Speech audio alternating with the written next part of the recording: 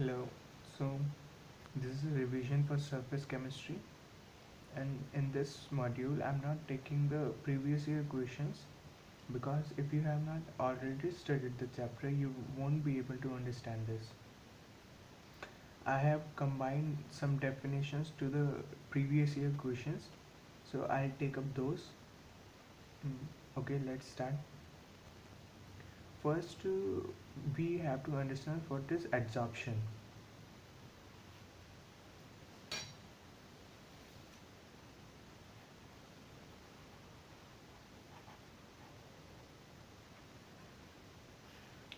See, surface of a solid, we have solid in our daily life. That solid has a tendency to attract some particles. So when a solid substance attracts some particles on its surface,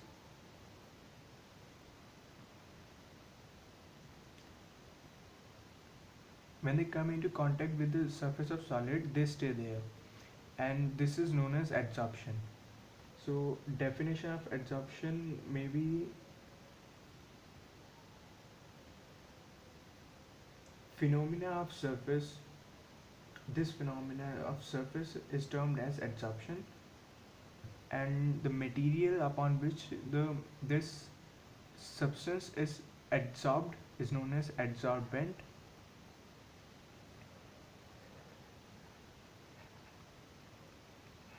and the particles which is adsorbed is known as adsorbate.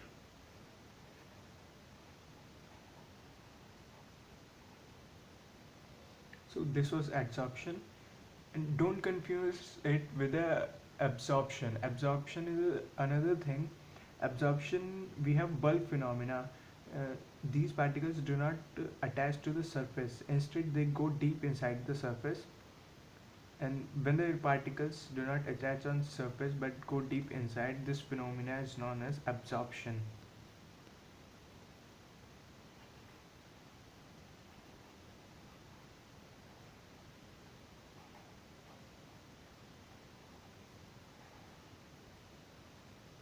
Okay, differences we can take about adsorption and absorption. Adsorption is a instantaneous process. When something comes, its solid directly attracts it in an instant of time. So it is instantaneous process.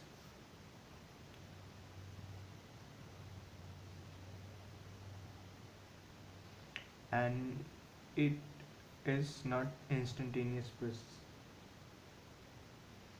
In this, something is absorbed deep inside it. So this may be instantaneous or may not be instantaneous. So another point to consider is equilibrium is easily attained in adsorption,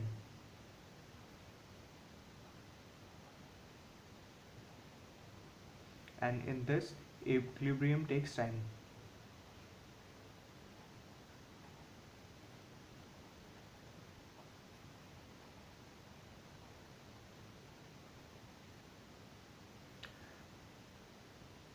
Okay, so this was example we can take. Adsorption.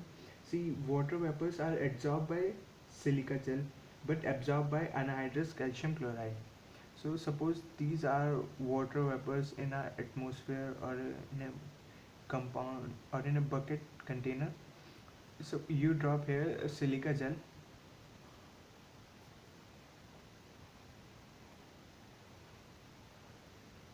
These moisture water vapors will be adsorbed to this, and this will come on the surface. And if you place here anhydrous calcium chloride, these will get absorbed into this, and will go deep inside. So this was adsorption and absorption. Next question we take is, we have adsorption of two types of adsorption, that are physisorption and chemisorption.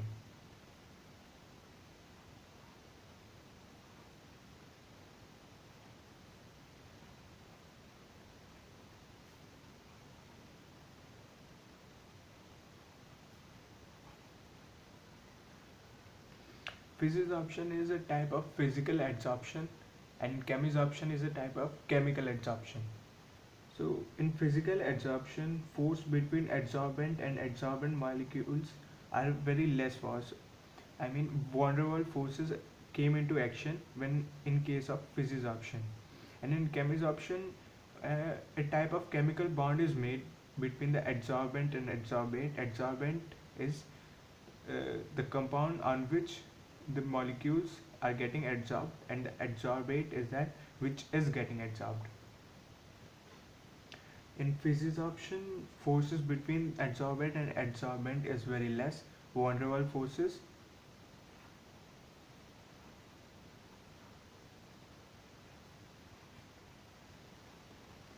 and chemical bond is there, so some chemical forces may be there.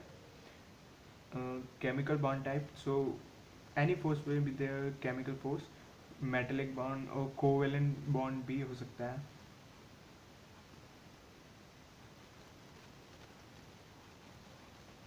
Covalent force we can say. Another thing to be noted is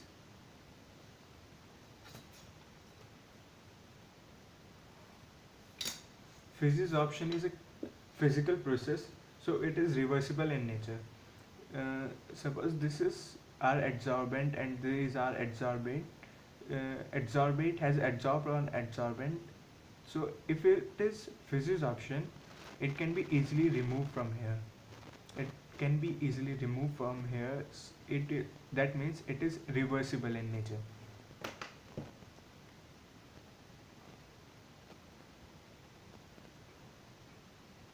And if it is a chemical adsorption, that is chemisorption, chemical bonds cannot be broken so easily, so it is irreversible in nature.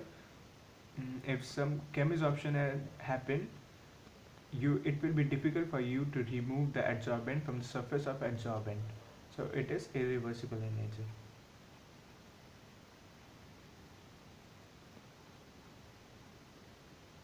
Here we have low enthalpy of adsorption, and we have here high value of and high enthalpy of adsorption.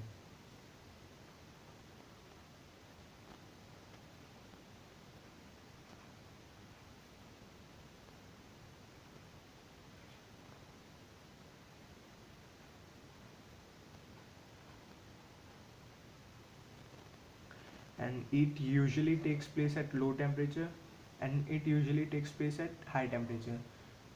Actually, there is nothing to take with the temperature in case of adsorption, but in chemisorption we need to supply some activation energy so that a chemical reaction may start. To start this chemical reaction, we say that we have to give high temperature for a chemisorption to take place. So we can write as high temperature and low temperature. It forms a multimolecular layer and it forms a unimolecular layer. If physisorption has happened, one layer of adsorbent has adsorbed on the surface, then another layer can also be adsorbed after some time. But in chemisorption, no other layer will be adsorbed, so it is multimolecular.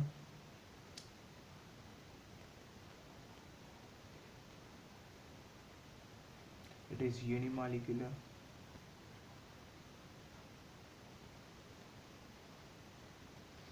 It's an instantaneous process. I've already told you what is instantaneous. And you know that chemical reaction is a very slow process. Usually chemical reaction is a very slow, so it is also very slow process. It may be slow or it may be instantaneous. It may be rapid or slow. So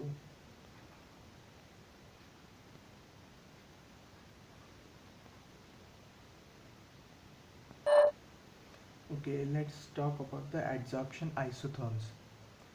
So, secondly, take up is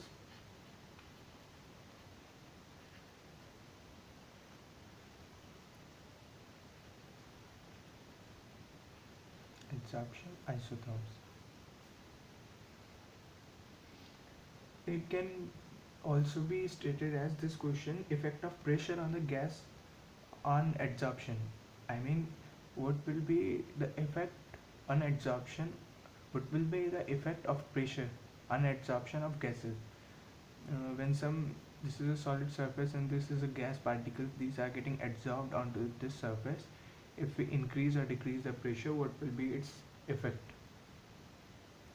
So usually the extent of adsorption generally increases with the increase in pressure of gases. The curve so obtained, you must know about x by m value. X by m is mass of compound adsorbed, mass of gas adsorbed divided by the mass of adsorbent. So this is mass of gas and this is mass of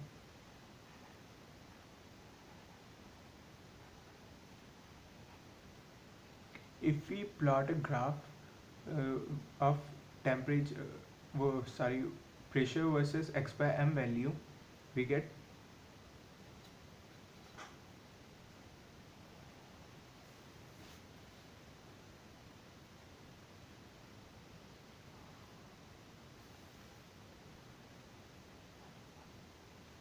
this is x by m value and this is pressure.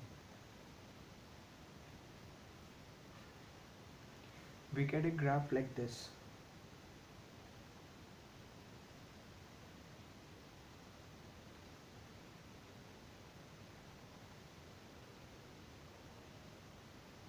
Can you think on your own what this is? So let's divide this graph into three parts. Let's divide this curve into three parts.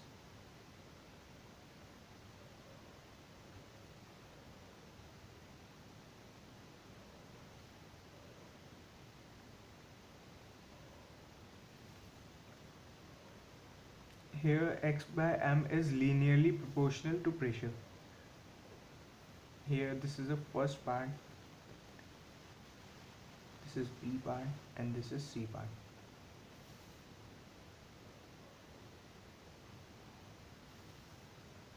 In part A, x by m value is directly proportional to the pressure. So A can be written as x by m equals Kp. X by m value is directly proportional to the pressure applied, whereas K is a constant. In B value, we say that x by m is directly proportional to K p raised to the power 1 by n. N may be any number and K is a constant. And in C part, we see that x by m value has become constant. It is constant now.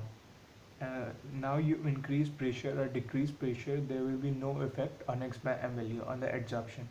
So x by m is directly proportional to the pressure raised to the power 0. No effect of pressure. It has become independent of pressure. So this curve we have plotted was x by m versus pressure. This is known as adsorption isotherm.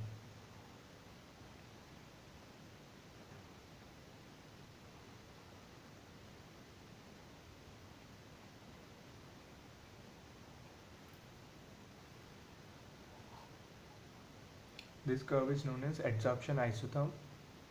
And let's take this B part where x by m is equals to K is a constant and x by m directly proportional to the pressure raised to the power 1 by n and maybe any number. Let's take up log on both sides, and we take log on both sides and solve the equation. Then the equation we get is log x by m equals log K added to 1 by n of log P. I have not solved this, I have directly written the equation, and we know an equation that says y equals mx plus c. let's compare this equation and this equation we have obtained. So here log y by m log x by m is equal to y, and log k is constant, and 1 by n is m, that is slope, and x log p we have. Here c is intercept and m is slope. So the curve that is made by this equation is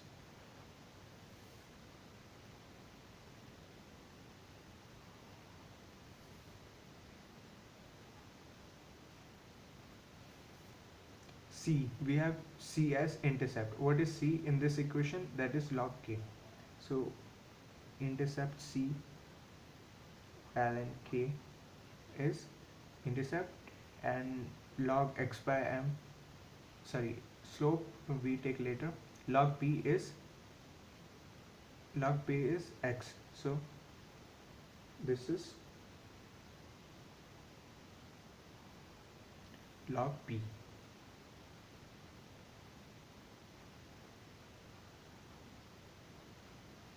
From here to here, it is log p, and this is x by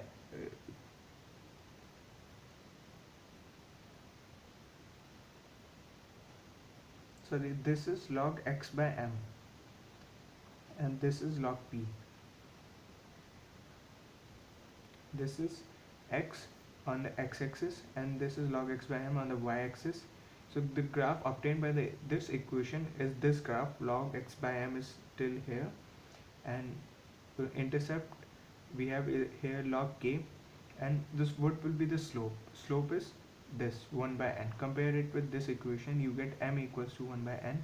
The slope will be 1 by n. Slope is what? Tan theta equals 1 by n.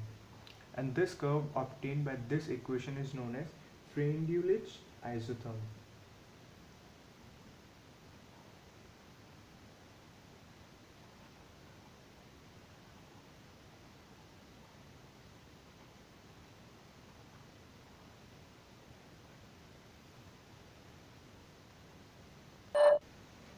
Okay, now take up the effect of temperature on adsorption.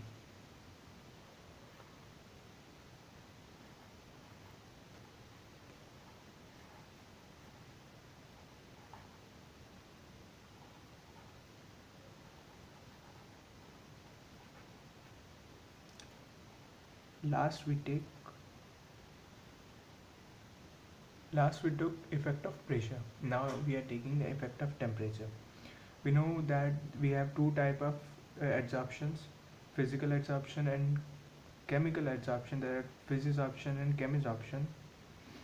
According to Le-Chatelier's principle, it is said that when we increase the temperature in an exothermic process, then reaction is carried in the backward direction. So adsorption is an exothermic process in which heat is released.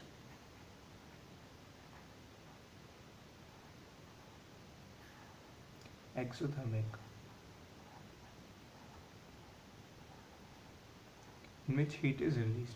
So according to Le-Chatelier's principle, in exothermic process, whenever there is an increase in temperature, reaction is carried in the backward direction. So in case of physisorption,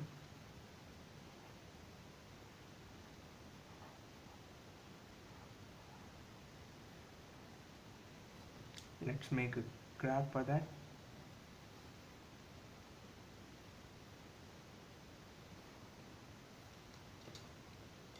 This is x by m value. I have already told you what is x by m, and this is temperature. When we make a graph between x by m and temperature, we get a graph like this.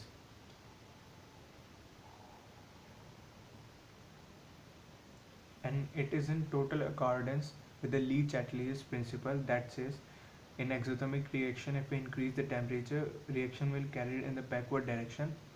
Reaction is carrying in the backward direction. It is inversely proportional to temperature x by m, and in the backward direction we can say that it's desorption. Desorption is happening when we, if we suppose something is adsorbed onto something, so if we want to desorb it, I've told you desorption. Desorption is opposite of adsorption. Opposite of adsorption. So phys- if we increase the temperature, it will desorb. It will desorption will take place. And in case of chemisorption,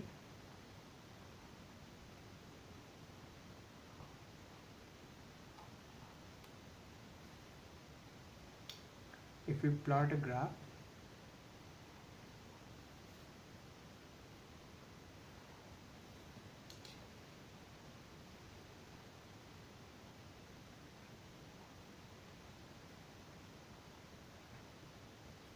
we get a graph like this.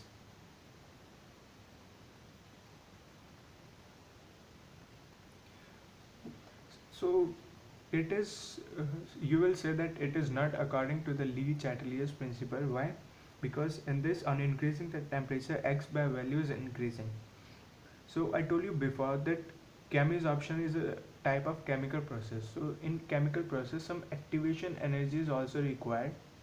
So when we increase the temperature, it takes the energy as an activation energy, carries the reaction, and the reaction goes in accordance. After this has you up to this mark, temperature has used to increase the activation energy as an activation energy, and now it will follow the Lee-Chatelier's principle, and X by m value absorption is inversely proportional to the increase in temperature. So this was effect of temperature on absorption. Thank you. Okay, fourth we take colloids. Colloids,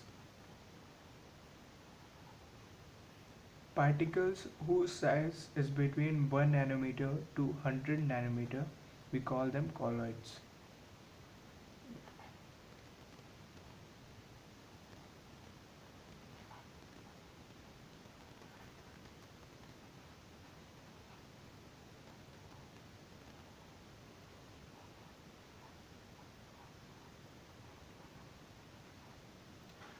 Colloids, then we have lyophilic and lyophobic colloids, and for this you must know what is dispersion medium and dispersed phase. Dispersed phase is another name for solutes, and dispersion medium is another name for solvent.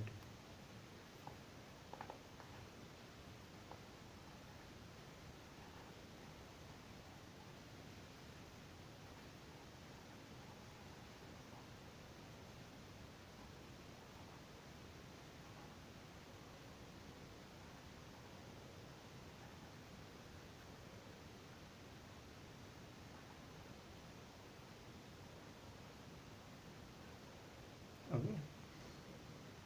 Then we come lyophilic and lyophobic salts.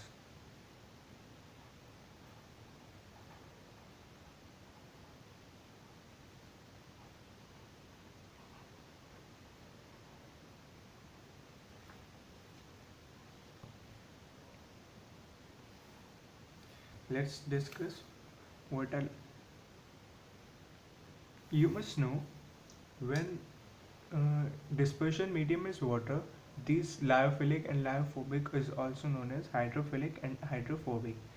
As the name suggests, if it is philic, then it is water loving.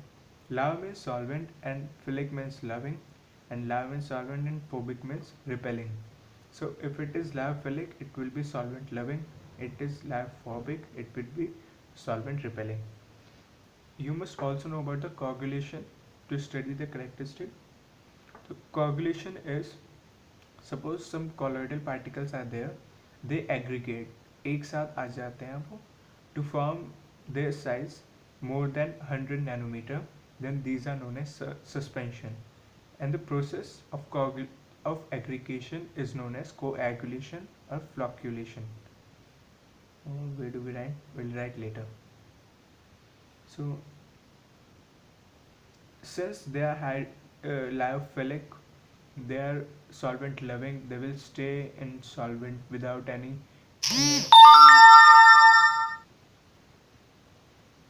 they will stay in solvent without any disturbance, so they are stable, and they are unstable because they are water repelling. They try to escape from solvent, so they are unstable if they are in solvent.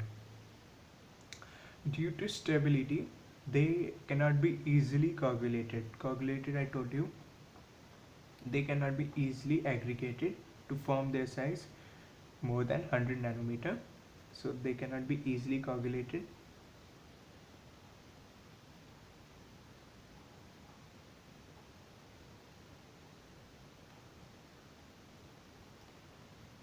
And they themselves want to repel water, they themselves want to repel solvent, so they will come to each other, साथ में आ जाएंगे और कुछ योजना बनाएंगे कि कैसे बाहर निकले, तो साथ में आएंगे. Suppose you have gone in a country other than India, so we'll try to find people of India. You don't like that country, you will try to find people from India. So all the people from India in that country will come and aggregate together. But in India, you will try to disperse because you like this country. So they can be easily calculated. They come towards each other and make their size more than 100 nanometers. Size of suspensions, we say that.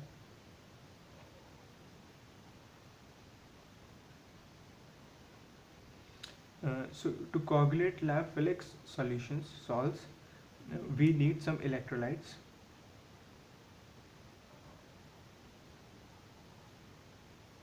In more quantity.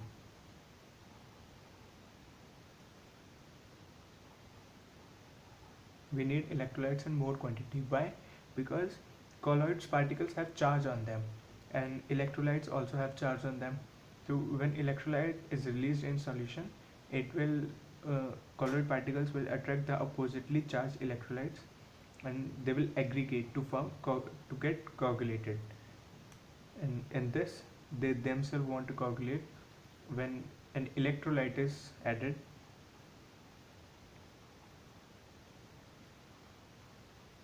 only a small amount of electrolyte will be required to coagulate them.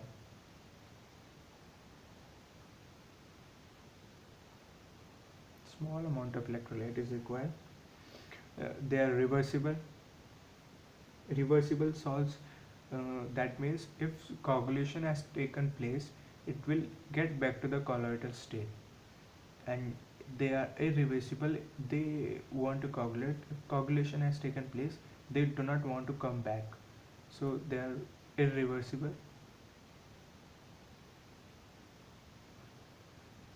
They are reversible.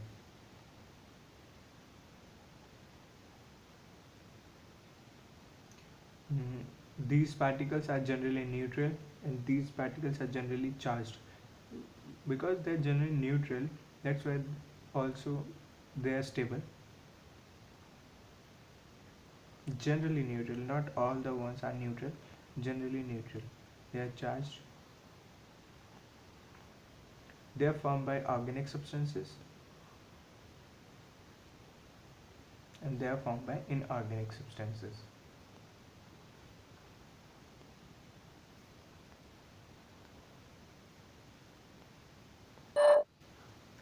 Let's take up another point.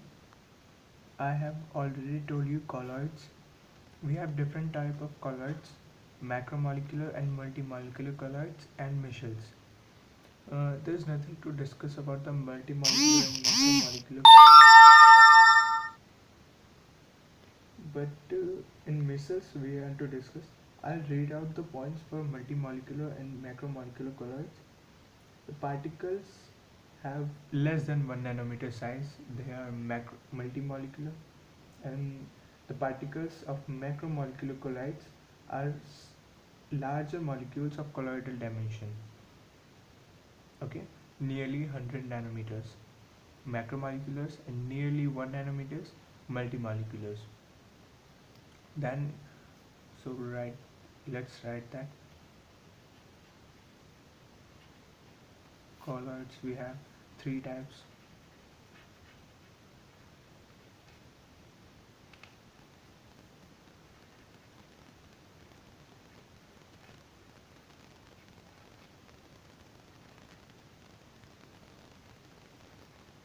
This is micelles. So what are micelles? See, these multimolecular and macromolecular colloids can work at high temperature, high concentration as well as low concentration. Their work will be same. But micelles at low temperature, in micelles at low temperature, the colloidal particles acts as electrolytes, but at high temperature they act as micelles. Mm, In micelles, aggregate particles formed by the normal electrolytes when taken in high concentration is known as micelles. So like soap is a micelle. If we take the low concentration of soaps at low concentration behaves as electrolyte, but at high concentration it behaves as micelle.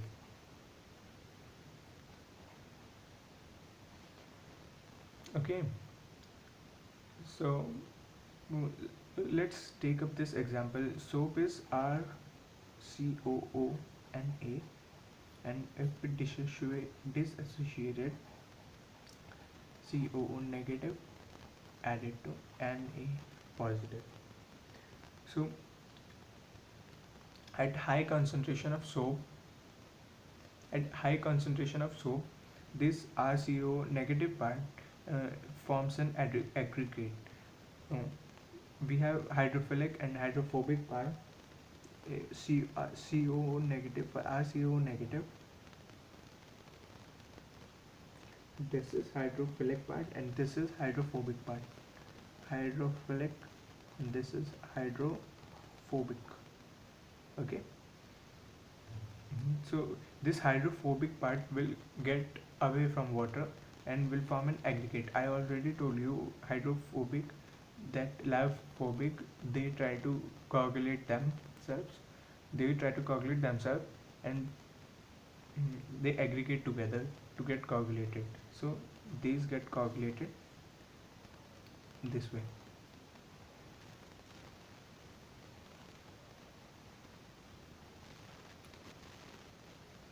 This is hydrophilic part,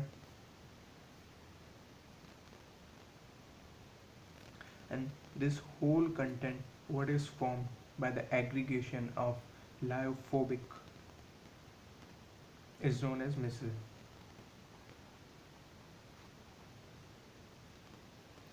And one more thing about this, formation, I told you formation of micelles requires some particular temperature, particular concentration and particular temperature also, after which colloidal acts as micelles. So that minimum concentration after which colloids acts as micelles is known as minimum concentration, critical micellization concentration, that is known as CMC.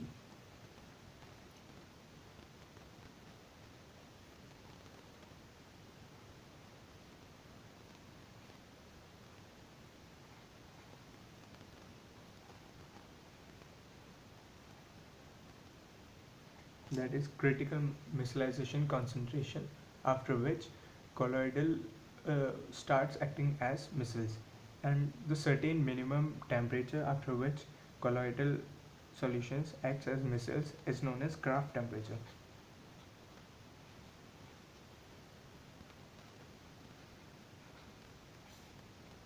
So this was about micelles. Next, we'll talk about Braddocks Art method. So Braddocks Art method, why this method is useful? This method is used for the preparation of metal salts. What metal salts can be made?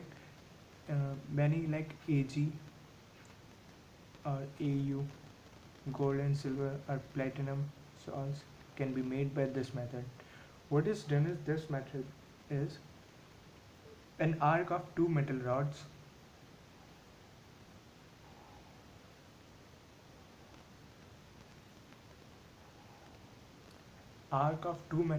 is taken in the dispersion medium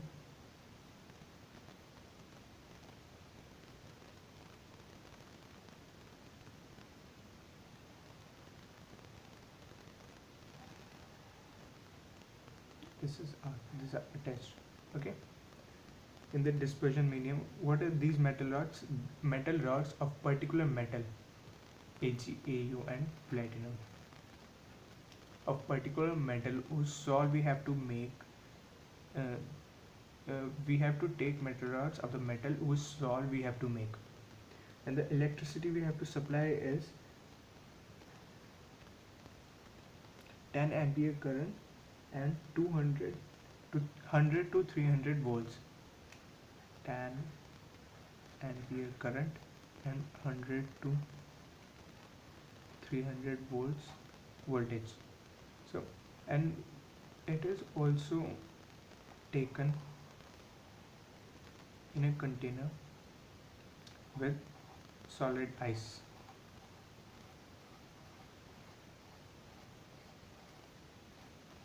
To get it cooled continuously, simultaneously. Teeny particles which are broken away from the rods would be dispersed in the liquid, that is dispersion medium. So this is dispersion medium, this is rods, metal rods of which salt we have to make. When we apply the electricity, tiny particles from the medium will broke up, from the metal rods will broke up and will get into the dispersion medium. Dispersion medium, I already told you, that is solvent. And a metal solve will be made. Okay, and this solve is kept cooled by taking by taking ice around it, around the container in which solve is. This is ice. Okay, let's talk about baptization. So I've in lyophobic salts I told you, suppose this is container, this is lyophobic salt. They aggregate together to form coagulation, to get coagulated. What is coagulation? Making of suspensions, turning into precipitates. Baptization is used to turn back this precipitate into the colloidal dimensions. So how will this precipitate will be turned into the colloidal dimension? This is salt here. Now add some electrolyte to it.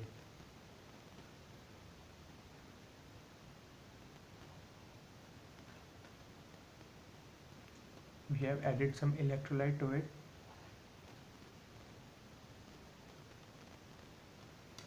These electrolyte have some charges, and these precipitate particles also have some charges. So they will an amount of adequate amount of electrolyte is added. So in this participate, same charge, suppose this is positive, same charge electrolyte get accumulated to it. Due to the suppose huge amount of electrolyte has accumulated to the precipitate, due to the increased repulsion of similar charges, they have similar charges, they will try to repel each other, they will try to depart.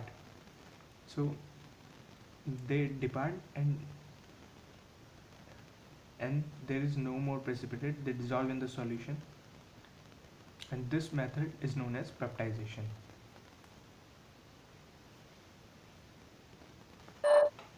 Dialysis.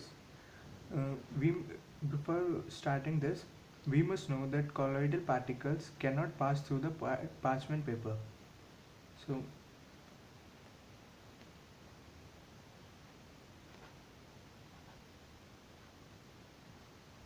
colloidal particles cannot pass through the parchment paper.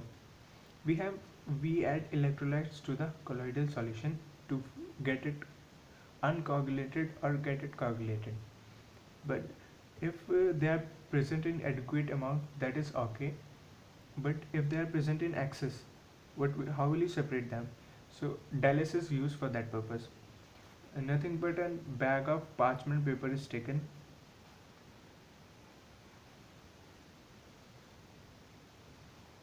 This is parchment bag, and this is hanged and in a container.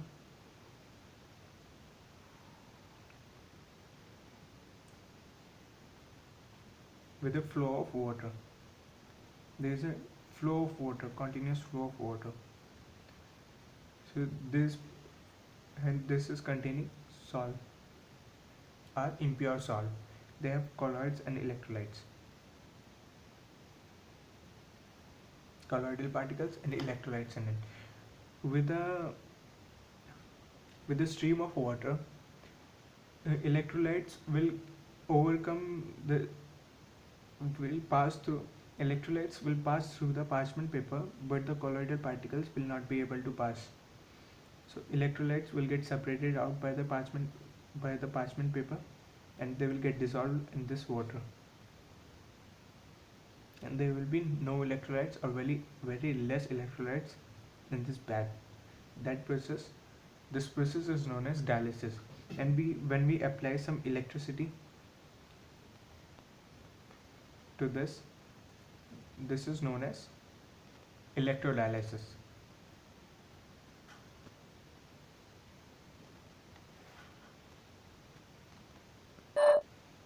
We have another thing, that is electrophoresis.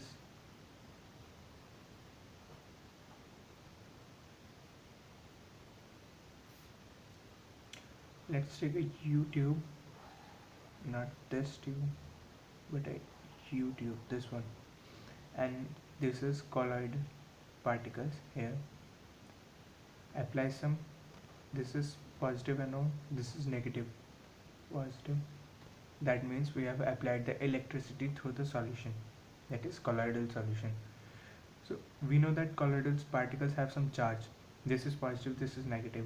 Based upon the charge that colloidal particles have, either positive or negative, they will get attracted to the opposite charged electrodes. Suppose this is positively charged colloidal solution, they will get attracted to the negatively charged anode. And this movement of colloidal particles by applying electric field is known as electrophoresis. Okay, let's take Brownian movement.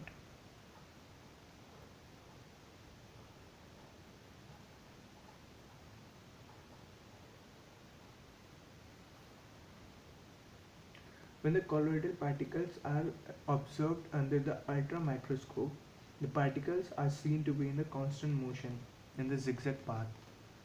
And suppose these are colloids. This is colloidal solution. We see it from the microscope. When we see it from the microscope, we see that zigzag motion of these particles is going on. This zigzag motion of dispersed phase, that is solute particles, is known as Brownian motion. And why this motion happen? So it may be due to the unequal bombardment of the colloidal particles by the particle of dispersion medium. This is dispersion medium and the colloidal particles combine together. They bombard together, they collide together and give rise to this Brownian movement. What is the importance of this Brownian movement? This Brownian movement was used to determine the Avogadro's number. Avogadro number, the number of particles in 1 mole solution or so.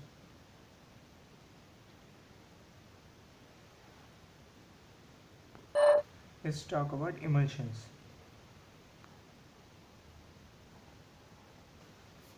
What are emulsions? We have studied the colloidal solutions. They have solute particles in solvent that is dispersed phase and dispersion medium, but one is solid and other is liquid. In emulsions, both the solvent and the solute are in liquid state. We have two types of emulsions, that is oil and liquid, and liquid in water and liquid, and water in oil and oil in water.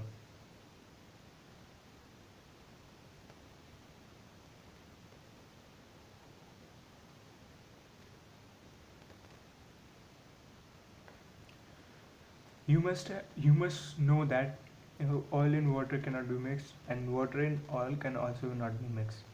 So when we mix them, that what is formed is known as emulsion, and the process of mixing them is known as emulsification. And the solution so obtained is the process.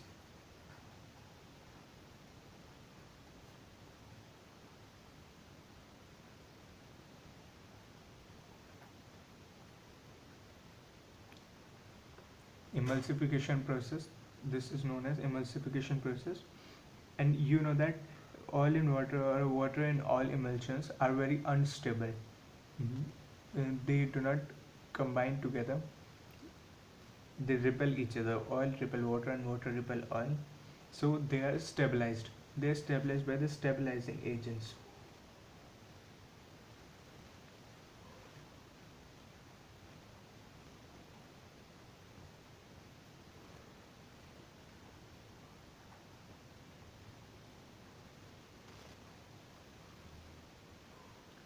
What are stabilizing agents known as? They are known as emulsifiers.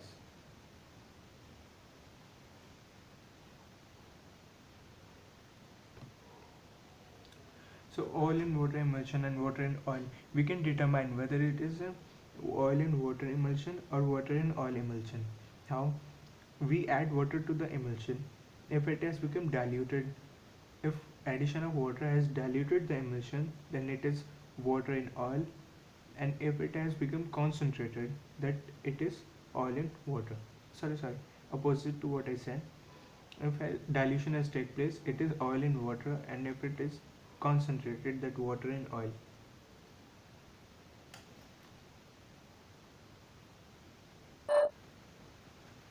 We have demulsification.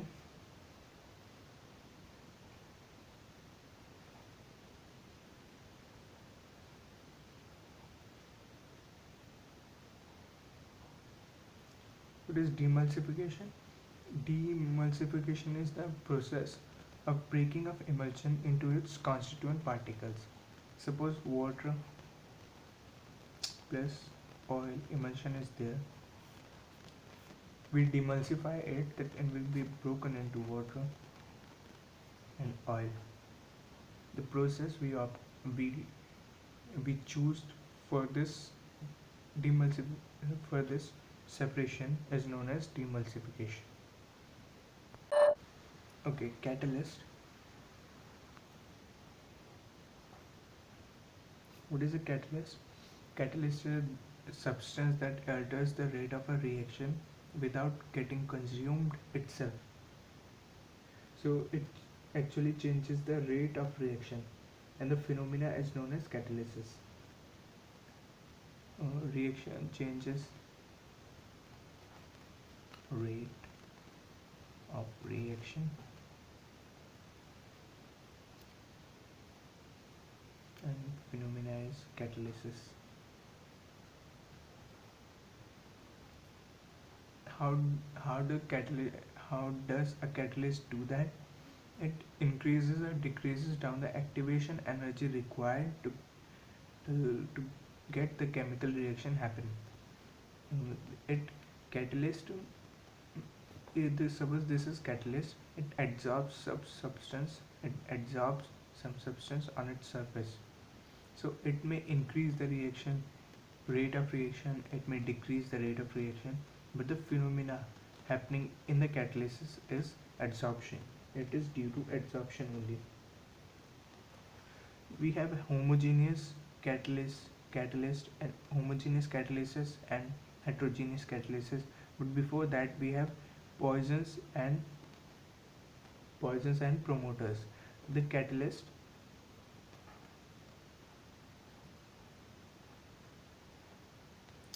catalyst which increases the rate are promoters, and catalyst which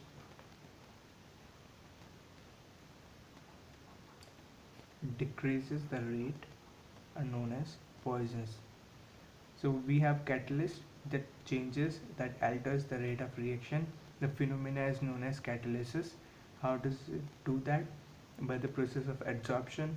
We have two types of catalyst: poisons and promoters. Promoters increases the rate of reaction, poisons decreases the rate of reaction. Then catalysis of two types: homogeneous and heterogeneous. How does they differ? Homogeneous is when the catalyst and the reactants are in same phase, and when the catalyst and the reactants are in different phase, then heterogeneous, and when in same phase they are homogeneous catalyst. And then we have activity, selectivity.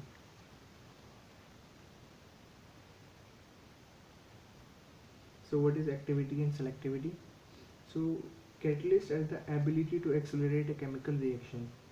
This ability of catalyst is known as activity. How uh, we can know how by the activity can know by its activity how good a catalyst is. Like reaction of hydrogen and platinum catalyst in the reaction of hydrogen and oxygen increases the rate up to 10 raised to the power 10%, 10 times. So we get to know how good is a catalyst by its activity. And selectivity we have, suppose this is a reaction A plus B. We use catalyst C, we can use catalyst D. C will give us E and D will give us F. So they are giving different products with different catalysts but the same reactants. This is known as selectivity of catalyst. We have shape selective catalyst.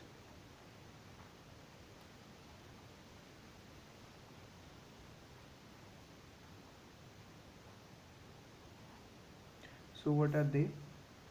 When the catalytic reaction depends upon the pore structure of the catalyst and size of the reactant and the product molecules, then it is called as shape selective catalysis. This is catalyst and these have pores on its body, and the reaction that is going to happen depends on the pore structure of the catalyst and the size of the reactant molecules. Then the catalysis is known as shape selective catalysis. In the same way as catalysts, we have enzymes. They are biological catalysts.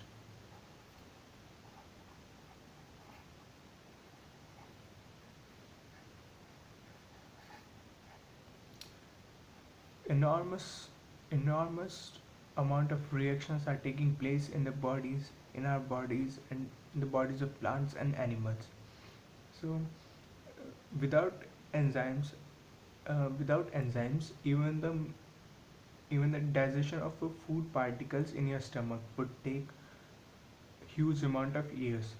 But it is biological catalysts, that are enzymes, that the digestion takes place in a very short time. These are nitrogenous compounds. They are usually proteins, but they may or they may not be proteins. It is not necessary condition.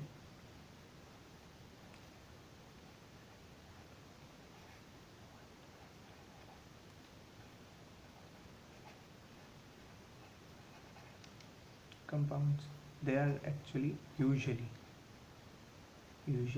proteins. When they are not proteins, they are known as prosthetic group.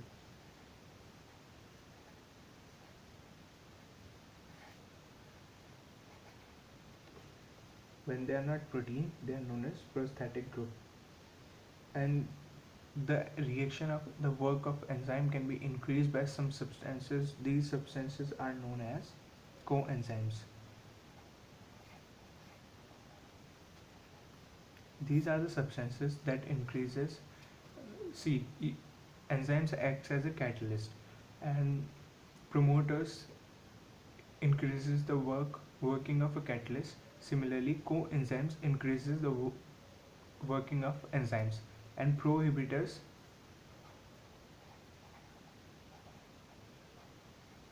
decreases the working of enzymes. It increases and it decreases, and they are highly specific and efficient in nature, and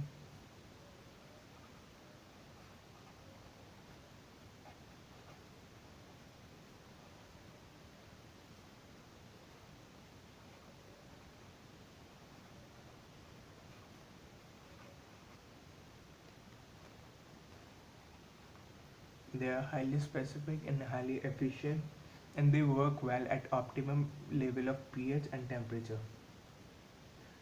So this was all about catalyst. Okay, some points. These are taken from your previous year questions, which I have not explained in the previous questions. I'll take up this. Finely divided substance. That means if you want to increase the rate of the adsorption, then you increase the surface area of adsorbent. How can you do that? You cut it into the small pieces, that is finely divided substance. You change an adsorbent into the finely divided substance, it will increase the area, which will increase the adsorption rate. Okay, then we have desorption. Desorption, I told you, desorption is opposite of adsorption. Some particles are adsorbed onto this is adsorption, and these particles are removed, then it is desorption. Then we have adsorption. Adsorption is exothermic process. That means heat is released. Heat is released, that means delta H is always negative, and the gas is adsorbed on the surface. That means entropy of gas is decreased. When entropy of gas is decreased, that means delta S is also negative. And if they both are negative, delta G will also be negative. Gibbs free energy will be has to be negative. Okay, application of adsorption. Production of high vacuum. Suppose this is your container in which you want to produce high vacuum. Drop here some adsorbent that will absorb all the moisture present in the container, like silica gel will absorb all the moisture present in the container, and it will produce high vacuum for you. Then we have flotation process. This process is used to concentration of ores, that is used for the concentration of ore. Which ore? Sulfide ore.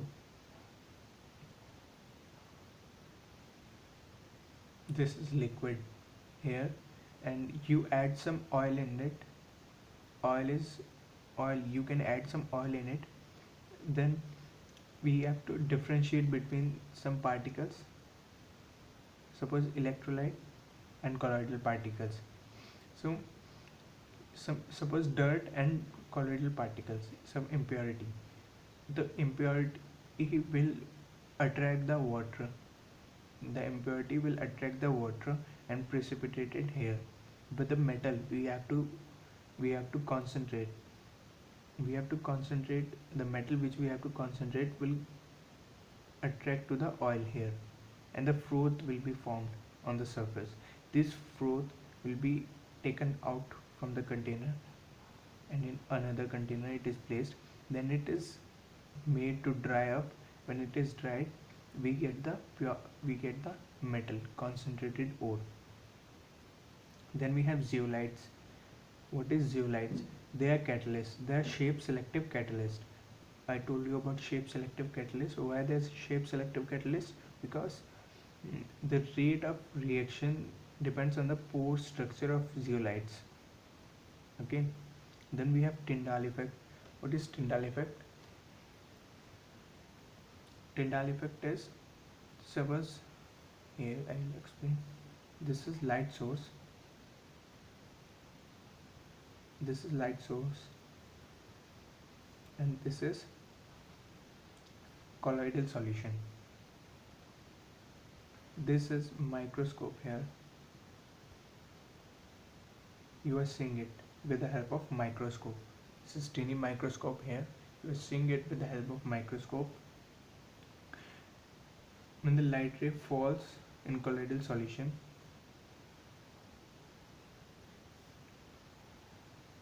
you see it from perpendicular to the path of light ray. When you see it perpendicular to the path of light ray, you see bluish color. Why you see bluish color? Due to the scattering of light by the colloidal particles. And this whole phenomena is known as Tyndall effect. Why? Because colloidal particles scatter light in all the directions. Okay, Tyndall effect. Then we have sorption. When adsorption and desorption both take place at the same time, then we say sorption is taking place. Adsorption and desorption at the same time. We have aerosol. Aerosol is mixture of air and liquid, or we have mixture of air and liquid